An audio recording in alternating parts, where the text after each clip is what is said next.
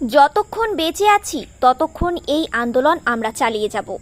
আমার বোন সহকর্মীর সঙ্গে যা হয়েছে আমরা এই আন্দোলন থামাবো না। বক্তব্য আরজি করে আন্দোলনরত পড়ুয়াদের। Bureau report, news prime time. শুনুন, ইমার্জেন্সি বিল্ডিংয়ে হামলা হয়েছে, সেটা খুব খারাপ। তার আগে ছোট ছোট ভাইরা বোনেরা ছিল যারা বেঁচে আছে, তাদেরকে প্রোটেকশন দিতে পারছে না। যেখানে একটা ঘটনা ঘটে গেছে সেখানে তারা কি প্রোটেকশন দেবে? এখানে যারা আমাদের ছোট ছোট ভাইরা বোনেরা আছে তাদেরকেই প্রোটেকশন দিতে পারছে না। তাদের সামনে এসে হ্যান্ড ভেঙে দিচ্ছে, চেয়ার ভেঙে দিচ্ছে, তাদেরকে মারছে, তাদের গায়ের উপর দিয়ে চলে যাচ্ছে। তাহলে আমি আর কি বলবো বলুন? পুলিশ কি করছিল তাহলে? পুলিশ কিছুই করছিল না, দাঁড়িয়ে দাঁড়িয়ে দেখছিল। আমাদের এখানে প্রতিনিধিরা, আমরা পুলিশ যাদের আমাদের নাম্বার দিয়েছিল যে এনি ইমার্জেন্সি সিচুয়েশন আমাদেরকে জানাবেন, ফোন করছি, কেউ ফোন ধরছে না। সেটা বলছি তো, আপনারাই বলুন। আমরা কি একবারও বলেছি যে ইমার্জেন্সি সার্ভিস বন্ধ আছে? আমরা রেসিডেন্ট ডক্টররা যারা আছি, যারা আন্দোলন করছি, তাদের তরফ থেকে বলেছি আমরা কোনো রকম সার্ভিস দেবো না। কিন্তু আমাদের ফ্যাকাল্টি, আমাদের যারা ফ্যাকাল্টি আছে তারা দিন রাত কিন্তু এক করে, শুধু আমাদের কলেজ না, প্রত্যেকটা কলেজে। এবং মনে রাখবেন, সেই ফ্যাকাল্টিটা কিন্তু সমস্ত পিজিটি, ইন্টার্ন, হাউস স্টাফ সবার কাজ একা করছে।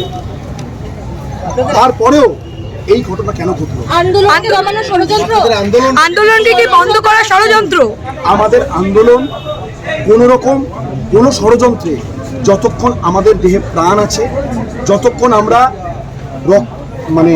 যতক্ষণ আমরা বেঁচে আছি, ততক্ষণ আমাদের এই আন্দোলন চলবে। কারণ আমাদের একজন সহকর্মী, আমার একজন বোন, তার সাথে মর্মান্তিক ঘটনা ঘটেছে। কালকে আরো সিকিউরিটি বাড়ানো উচিত ছিল না? আগে থেকে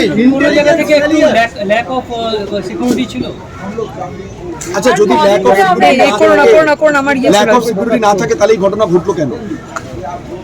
এটা তো খুব স্বাভাবিক। আমি তো বলছি যে আপনারা যারা সাধারণ মানুষ আছেন, যারা বিচার বিবেচনা বুদ্ধি দিয়ে ভাবছেন সমস্ত কিছু, তারা প্রশ্ন করুন। এইটা শুধু আর আমাদের একার ঘটনা নেই, আপনারা প্রশ্ন করুন।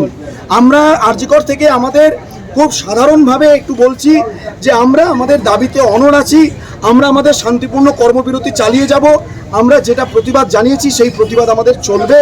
এবং আমাদের নিরাপত্তার দায়িত্ব কে, কালকে কেন হলো সেটা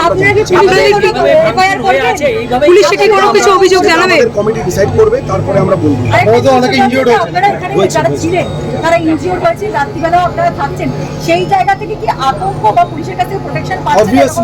অবভিয়াসলি আমাদের হোস্টেলে আমরা বলেছি কাউকে থাকতে না।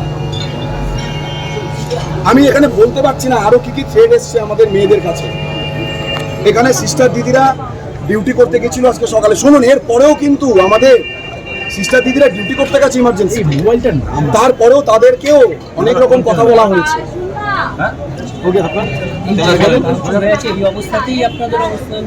এই অবস্থাতেই চলবে, চেষ্টা করছি সারিয়ে নেওয়ার। আমাদের কাছে তো সমস্ত ইয়ের মতো অত ফান্ড থাকে না, সবার কাছ থেকে কালেক্ট করে একটু একটু করে তৈরি করেছি। আস্তে আস্তে সময় লাগবে, কিন্তু যতক্ষণ আমরা বেঁচে আছি, সবকিছু ভেঙে গেলেও আমরা এখানেই থাকবো যতক্ষণ না জাস্টিস পাচ্ছি। ঠিক আছে, আমার নাম ডক্টর কুঞ্জন।